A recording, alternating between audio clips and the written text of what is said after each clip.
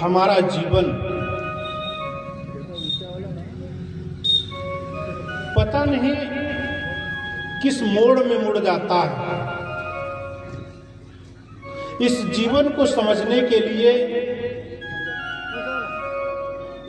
अपने आप को समझने के लिए यहाँ पर सत्संग का मेला लगा हुआ है, संत गुरुजनों का पदार्पण हुआ है और उस महापुरुष की वाणी यहाँ पर आप लोगों के तक पहुंचाने का प्रयास संत गुरुजनों के माध्यम से किया जाएगा। जिस महापुरुष की बात, वो चाहे नेता हो, वो चाहे कोई कथाकार हो, चाहे कोई भी सत्संग हो, चाहे कोई भी चरवाहे तक, यहाँ तक कि छोटे से लेकर के बड़े तक, बिना उनकी वाणी को सुने और बिना उनकी वाणी को बोले बात पूरी नहीं होती है। वो आज सदगुरु कबीर साहब की बात यहाँ से संत गुरुजनों के द्वारा आप सब लोगों को जीवन में कृतार्थ करने का एक सौभाग्य प्राप्त होगा। इसलिए अपने जीवन को संभालना, अपने जीवन को समझना, अपने आप से मुलाकात करना, यह सबसे बड़ी प्राथमिकता होती है जीवन की। इसे हमें समझना चाहिए, जिससे हम दूर हैं, जिससे हम भटके हुए हैं। हर व्यक्ति को क्या चाहिए? हर व्यक्ति अपने आप को सुख से जोड़ना चाहता है। हर व्यक्ति अपने आप को शांति से जोड़ना चाहता है। सुख शांति किसको नहीं चाहिए? और सुख शांति हर व्यक्ति को चाहिए, तब तो काम करने की जरूरत पड़ेगी। रिजल्ट अगर जो हमें बाद में चाहिए, तो उससे पहले हमें काम करना पड़ेगा। सक्सेस चाहिए, हर व्यक्ति को उन्नति चाहिए, तो उन्नति के लिए पहले काम करना पड़ेगा। इसलिए सदगुरु कबीर साहब कहते हैं कि कर्म ही पूजा है, कर्म ही पूजा है। Work is worship. अगर जो हम काम नहीं करेंगे तो हमें उसकी सफलता नहीं मिल सकती, हमें उसका रिजल्ट नहीं मिलेगा। इसलिए रिजल्ट की जरूरत है अगर जो, तो हमें काम करने की जरूरत पड़ेगी। अब हम काम किस क्षेत्र में कर रहे हैं? आप कहीं पर भी काम कर रहे हैं, कहीं पर भी सेवा दे रहे हैं, उस काम को सेवा समझ करके अगर हम काम करें तो हमारा जीवन सुखमय हो सकता है। लेकिन अगर जो हम काम को काम समझते हैं, काम को मजबूरी समझते हैं, काम को हम तनख्वाह के रूप में समझते हैं, काम को हम व्यापार के रूप में समझते हैं, तो वहां पर जो सक्सेस होगा, जो वहां पर जो हमें सफलता मिलेगी, सफलता तो जरूर मिलेगी काम से, लेकिन जो आंतरिक सुख मिलेगा, आंतरिक जो संतुष्टि मिलेगी, वह न मिलेगी। इसलिए आंतरिक सुख और आंतरिक संतुष्टि के लिए जहां पर हम काम कर रहे हैं उसको हम सेवा समझें। व्यापार हो, घर हो, किसी पद प्रतिष्ठा में आप कहीं पर भी हो, वहां पर आप अपने आप को पूर्ण रूप से समर्पित कीजिए। और जब हम अपने आप को पूर्ण समर्पित करेंगे, तो जहां पर समर्पण होगा वहां पर श्रद्धा होगी, जहां पर श्रद्धा होगी वहां पर भक्ति होगी, और जहां पर भक्ति होगी वही सेवा होगी। और उसी से हमें जो सुख मिलेगा, जो हमें शांति मिलेगी, उसका कुछ आनंद ही कुछ अलग होगा। जीवन की सारी उलझने वहां पर समाप्त होंगी, जीवन की सारी समस्याएं समाप्त होंगी, सब कुछ मिलेगा, सारी चीजें मिलेंगी, लेकिन जो शांति का जो रास्ता, जो सुख का जो रास्ता मिलेगा, वो सिर्फ सेवा और समर्पण से ही मिल सकेगा। आप कहाँ काम कर रहे हैं? आप कहां पर सेवा दे रहे हैं, उसकी जरूरत है, लेकिन उसके साथ साथ में अपने आप को समर्पण की जरूरत है। इसलिए आप अपने परिवार के प्रति समर्पण करें, अपने आप को पूरा का पूरा समर्पण करें। आप किस स्टेज पे हैं? आप पिता के स्टेज पे हैं, आप पुत्र के जगह पे हैं, आप पत्नी की जगह पे हैं, आप बच्चे की जगह पे हैं। वहां पर अपने आप को पूरा का पूरा रखिए, पूरा का पूरा समर्पण कीजिए अपने आप को। आप माँ हैं तो माँ पूरा मातृत्व तो अपने परिवार के प्रति दीजिए। जितना समय दें उतना पूरा का पूरा समय देंगे। एक छोटी सी बात, अगर जो माँ बहन कोई भी व्यक्ति अगर रोटी बनाती है, भात बनाती है, अगर जो भात में अगर पूरा मन न दे तो भात जल सकता है, भात गल सकता है, रोटी जल सकती है, क्योंकि हमारा मन वहां पर समर्पण नहीं है। भोजन के प्रति मन का समर्पण होना बहुत जरूरी है। इसलिए छोटे छोटे कामों में अपने मन को समर्पण करने की जरूरत है। इसलिए हमारा जीवन कथनी करनी की एकता मांगता है। गुरु और कबीर इसी चीज की पूरा का पूरा जीवन हम आप सब लोगों को देते रहे। जितना हम लोगों को कहने का प्रयास करते, उससे ज्यादा हम अगर अपने आप में करने का प्रयास करें तो शायद मैं समझता हूं कि दूसरों को बताने की जरूरत न पड़े। एक संत बैठता है कुटी में, वह किसी को प्रवचन दे या ना दे, वो किसी को अच्छी बात बताए या ना बताए,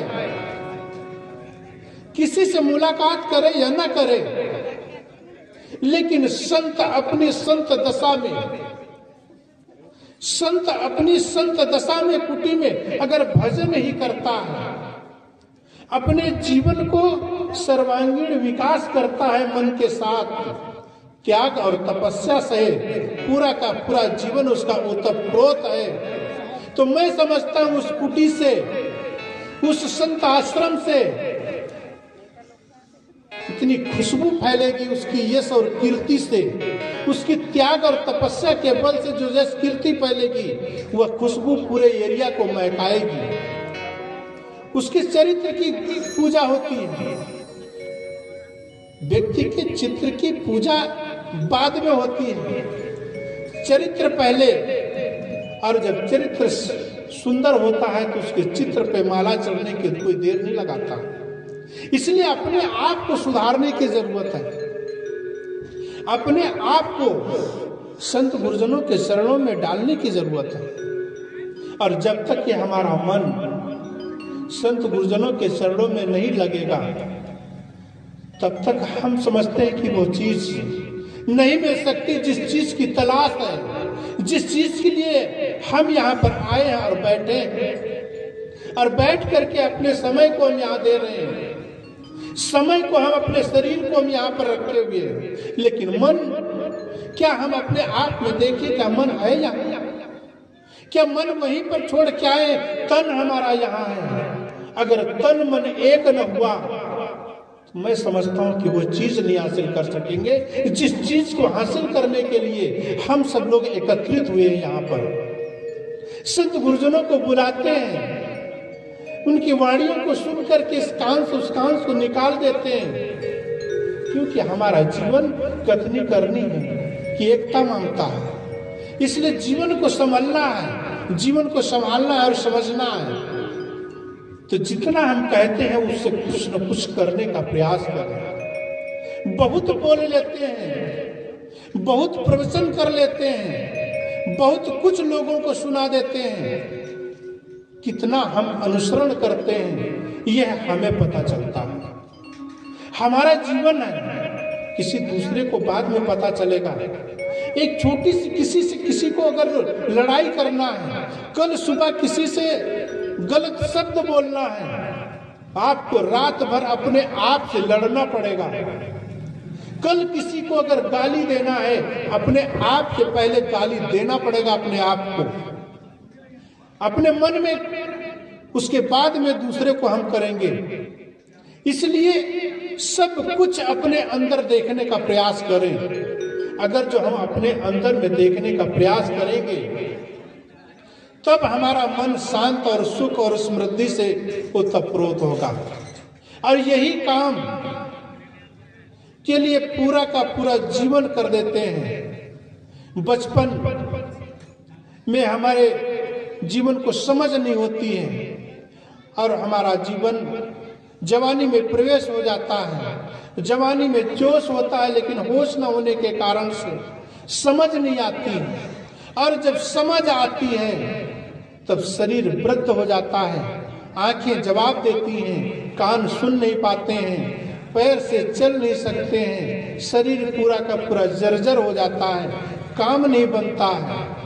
और जब सारे के सारी इंद्रियां शिथिल हो जाती हैं, तब समझ आती है कि मुझे वो काम करना था जिस काम के लिए हम आए थे, वो जरूरत थी हमें, लेकिन वो जरूरत हमें पूरी नहीं हुई। आखिर में टीस पैदा होती है, आखिर में मन व्यथित होता है, आखिर में परेशान होते हैं, और हाथ मलते मलते किस तरह से हम चले जाते हैं जो मुझे ही नहीं पता होता है।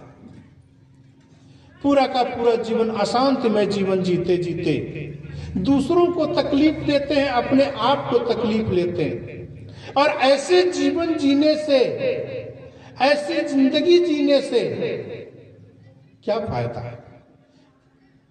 हर मनुष्य दूसरों को समझाता है कि मनुष्य के तरह से जीवन जीने का तरीका सीख लो, लेकिन कोई कुत्ते को नहीं बताता कि तुम कुत्ते की तरह जीवन जियो। कोई बैल को, किसी भी जानवर को नहीं बताना पड़ता है तुम जिस स्थिति में उस स्थिति में जीवन जीने का प्रयास करो। लेकिन यह मनुष्य को एक सत्संग स्थल बना करके, कथा स्थल बना करके जीवन को, उसी के जीवन को अनुरूप जीने के लिए बताने की कला सिखाना पड़ता है। लेकिन किसी जानवर को नहीं बताना पड़ता है कि तुम जानवर के जैसे जीना तुम्हें चाहिए। कहीं सत्संग की जरूरत नहीं पड़ती, क्योंकि वो अपने स्वभावगत, उनका जो धर्म है वो अपने अनुरूप चलते रहते हैं। लेकिन यह मनुष्य क्या, जो ये मन है, कहते हैं ई मन चंचल ई मन चोर, ई मन चंचल ई मन चोर ई मन सुत ठगहार। इतना मन परेशान कर रहा है, चंचल है, चोर है, सुत ठगहार है, ये ऐसे निकल जाता है जिससे पता नहीं चलता। हम यहाँ पर बैठे हैं, सुन रहे हैं, समझ रहे हैं, देख रहे हैं, सबके सामने है, लेकिन मन कब यहाँ से निकल जाता है हमें पता ही नहीं लगने देता। इसलिए इस मन के ऊपर काम करने की जरूरत है। संत गुरुजन इस मन की दशा को समझते हैं, और मन की दशा को समझ करके हम लोगों को बताते हैं कि इस तरीके से मन पे काम करो। और जब जब हम मन पे काम करते हैं, तब तब हमें वह चीज, वो सुख, वो शांति प्रदान होती है, जिस शांति, जिस सुख, जिस के लिए हम पूरा का पूरा जीवन भटकते रहते हैं। यही सदगुरु की वाणी है, यही सत्संग है, यही साहित्यों की तरह से हमें निकल करके आती है। लेकिन समझ कब आएगी? जब हम अपने मन की डोरी, जब हम अपने मन की डोरी संतों के चरणों में बांधेंगे तब। जब तक हम संतों के चरणों में, गुरुजनों के चरणों में अपने मन की डोरी नहीं बांधते, क्योंकि हमें फुर्सत नहीं है ये सब जानने की, समझने की। संत गुरुजन त्याग और तपस्या के बल पे जो अलख जगा रहे हैं, जो संतों के माध्यम से जो हमें सुधारने का प्रयास कर रहे हैं, वहां से अगर एक चिंगारी हमारे जीवन को मिल जाती है, वह चिंगारी हमारे जीवन को बदल देती है।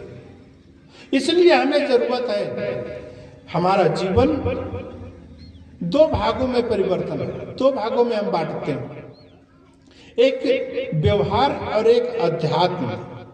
जितना जीवन हम व्यवहार में व्यतीत करते हैं वो पूरा का पूरा सुधर जाए तो अध्यात्म के तरफ मुड़ने की बहुत ज्यादा कठिनाई नहीं पड़ती, क्योंकि सुबह से शाम तक जो शुरुआत होती है और अंत तक हम व्यवहार में जीते हैं।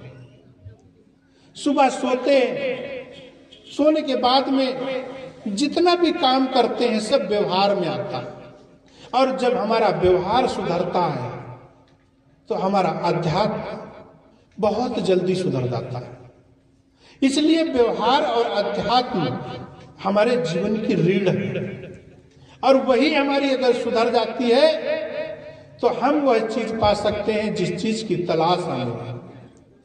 इसलिए हमारे जीवन को कोई दूसरा नहीं बनाएगा, दूसरा केवल सिर्फ बता सकता है, दूसरा सिर्फ समझा सकता है, दूसरा सिर्फ रास्ता बता सकता है। हमें उस रास्ते पर चलने का प्रयास हम खुद करना पड़ेगा। इसलिए संत गुरुजन केवल सिर्फ रास्ता बताते हैं, रास्ता साफ करते हैं, रास्ता साफ करके बता करके हमें चलने का उद्बोधन देते हैं। इसलिए हमें वहां पर चलने की जरूरत है।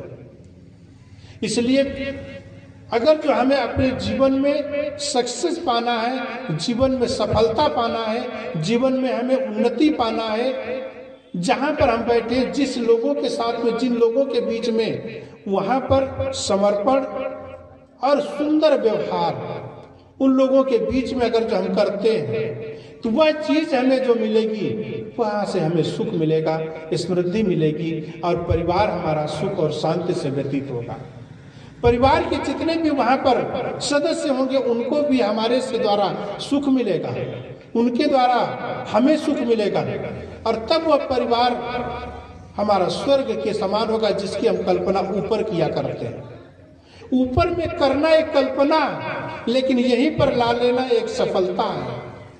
इसलिए अपने जीवन को जहां पर रहते हैं, जिस परिवार में रहते हैं, वहां पर उसी को सत्संग स्थल, उसी को मंदिर, उसी को स्वर्ग बनाने का प्रयास करें।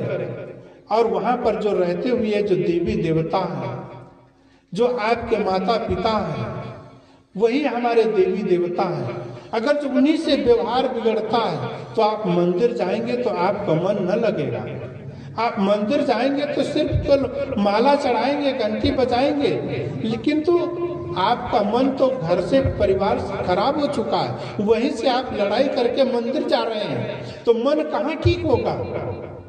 सत्संग जा रहे तो मन कहाँ ठीक होगा? इसलिए मन को घर में ठीक करना पड़ेगा, मन को उन्हीं के लोगों के बीच में ठीक करना पड़ेगा जिन लोगों के साथ में आप व्यवहार कर रहे हैं, जहां पर आप उनके साथ में रह रहे हैं। वहीं पर गलत हो गया, वहीं पर मन खराब हो गया तो आगे आपका पूरा का पूरा मन खराब हो सकता है। इसलिए मंदिर जाने से पहले अपने घर को मंदिर बना लो। उन देवी देवताओं को फूल चढ़ाने से पहले अपने माता पिता को फूल चढ़ा लो, उनको नमन कर लो, और जब वहां से माँ का आशीर्वाद मिल जाएगा, पिता का आपके ऊपर हाथ रख जाएगा, और उनका जो आशीर्वाद जो हमारे लिए होगा वह अतुलनीय होगा। इसलिए अपने जीवन के साथ साथ में परिवार को जितना साफ सुथरा रखेंगे, परिवार को संभालेंगे, उन लोगों के साथ में अच्छा जीवन बर्ताव करेंगे, वो जो सुख और वो जो वहां से हमें जो शांति मिलेगी वह एक अतुलनीय होगी।